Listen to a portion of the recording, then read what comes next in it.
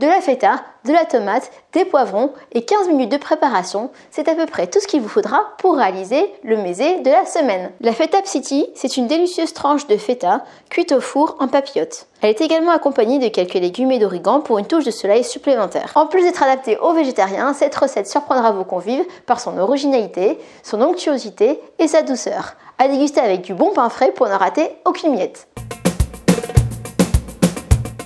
Yassas, ici Angélique et je vous souhaite la bienvenue sur Cuisine à la grecque, la chaîne qui vous apprendra à cuisiner grec étape par étape. Si la cuisine grecque vous intéresse, je vous conseille d'ailleurs de vous abonner à la chaîne afin de ne rater aucune des futures recettes. Je vous conseille également de la partager avec vos amis, cela aidera la chaîne à grandir. Des écrits montrent que le fromage était déjà consommé depuis l'Antiquité en Grèce. La feta, quant à elle, n'est pas toute jeune non plus, puisqu'elle daterait d'il y a plusieurs siècles. Pour la petite anecdote, savez-vous que le mot feta en grec veut dire tranche? C'est d'ailleurs le même mot en italien. Il tirait son origine du fait qu'il était coupé en tranches avant sa mise en fût lors de la fabrication. Alors la feta est un fromage qui est assez connu en France, par contre la façon dont on va le cuisiner aujourd'hui l'est un petit peu moins. Dernière petite subtilité avant de passer à la liste des ingrédients, il ne faut pas confondre la feta psiti avec la feta saganaki. La feta psiti c'est une feta qu'on va cuire au four, alors que la feta saganaki ou même le saganaki de façon générale, c'est un fromage qu'on va frire. Donc en général il se fait à la poêle.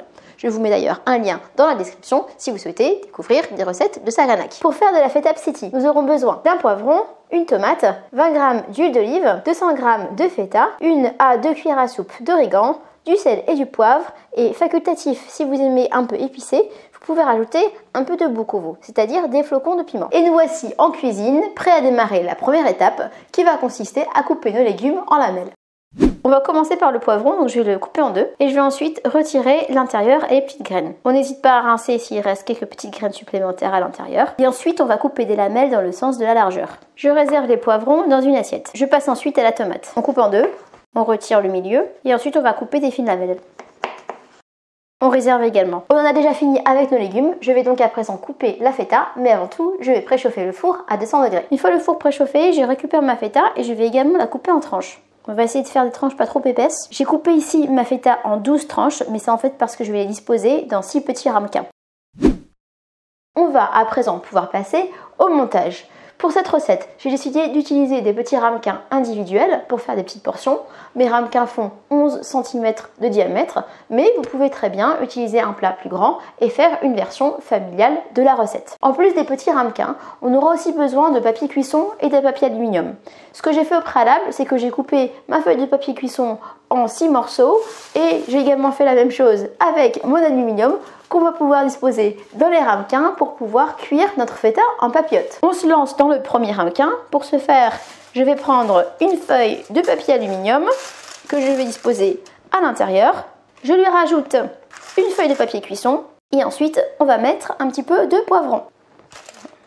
3 lamelles, ça me paraît bien, ça permet de tapisser le fond. Et ensuite, je vais faire la même chose avec la tomate. Alors ici, 2 morceaux, ça suffit. Idem, juste pour tapisser le fond. Je rajoute ensuite 2 tranches de feta. Maintenant, vous comprenez pourquoi j'ai coupé mon morceau en 12.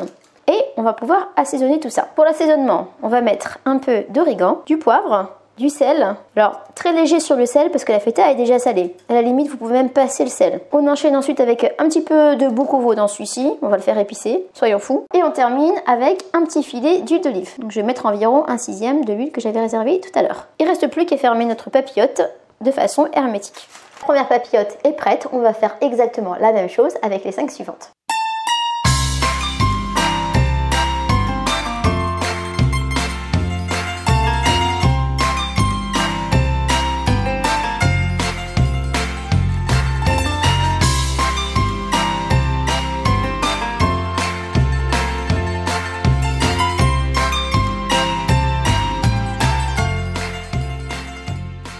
Mes 6 petits ramequins sont à présent prêts, je les ai disposés sur un plat et on va pouvoir enfourner le tout pendant 20 minutes à 200 degrés. Et il est enfin temps de retirer la feta du four et d'admirer les résultats de notre production. Attention! Et hop, on va ouvrir pour voir à quoi ça ressemble. Allez-y du bout des doigts parce que c'est chaud. Attention, ça fume encore, forcément. Si vous voulez vous assurer que c'est bien cuit, vous pouvez prendre un couteau et piquer avec la pointe. Vous pouvez voir que la feta a bien fondu, ce qui veut dire que c'est prêt. Je vais prendre un petit peu de feta avec un petit peu de tomate et un petit peu de poivron. Comme ça, on a un petit peu de chaque.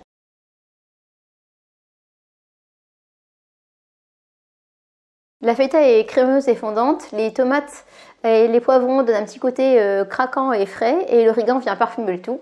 C'est super, à refaire. Si vous souhaitez télécharger cette recette au format PDF pour pouvoir la refaire plus tard, c'est tout à fait possible. Il vous suffit de cliquer sur le lien qui se trouve dans la description. Il vous amènera sur mon site où vous avez aussi la possibilité de télécharger mon guide gratuit de la moussaka avec tous les secrets pour la réussir. Si la recette vous a plu, n'oubliez pas non plus de la liker et de me faire part de vos commentaires dans la section appropriée. Sur ce, je vous dis Kalli Oleksi et à très vite pour une prochaine recette grecque.